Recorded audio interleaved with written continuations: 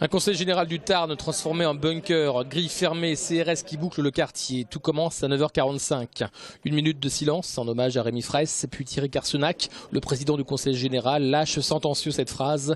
L'Assemblée prend acte de l'impossibilité de poursuivre toute activité liée au déroulement du chantier sur le site de Sivins. Et en fin de discours, il demande à Ségolène Royal de prendre ses responsabilités.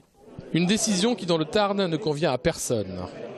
Monsieur le Président du Conseil général a dû très certainement avoir au niveau national des recommandations. Et à ce moment-là, je pense qu'il a décidé de taper en touche pour le moment.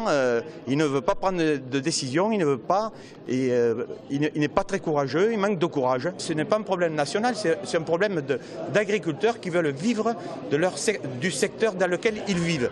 Et pour continuer, pérenniser leur exploitation, eh bien, ils ont besoin d'eau.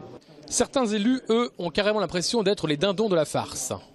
Ce n'est pas un projet qui est né comme ça. Ce n'est pas le Conseil général qui a déclaré d'utilité publique le dossier. Ce n'est pas le Conseil général qui a forcé la main à l'agence de l'eau à Dour-Garonne pour attribuer des subventions. Ce n'est pas le Conseil général qui a forcé l'Europe à donner des subventions à ce projet. Et aujourd'hui, je me sens convié un peu à un dîner de cons où tous les regards sont portés sur le Conseil général, comme si c'était le Conseil général qui pouvait décider sur un sujet aujourd'hui qui est devenu un sujet symbolique, qui dépasse tout ce que le Conseil général est en capacité de décider. A l'inverse, certains des 48 élus locaux ne veulent pas croire qu'ils ont perdu la main. C'est quand même le maître d'ouvrage et le Conseil général, et je tiens à ce que soit pris en compte dans ce dossier la parole de nos concitoyens, parce que nous représentons la démocratie locale et nos concitoyens n'ont pas forcément la même vision des choses que Paris ou le ministère de l'écologie ou que d'autres mouvements protestataires, je dirais même terroristes, qui ont bousculé les choses. Du côté des défenseurs de la nature, on veut purement et simplement l'annulation de la construction de ce barrage. On ne dit pas qu'il n'y a pas besoin d'eau sur la vallée. En numéro 1, sur le rapport des experts indépendants, il y a le fait qu'il n'y a pas de solutions alternatives qui ont été étudiées. Mais s'il n'y a pas de solutions alternatives qui ont été étudiées, c'est peut-être aussi parce que le constructeur aujourd'hui du barrage, le promoteur, est celui qui a fait les études et qui a dimensionné ce barrage.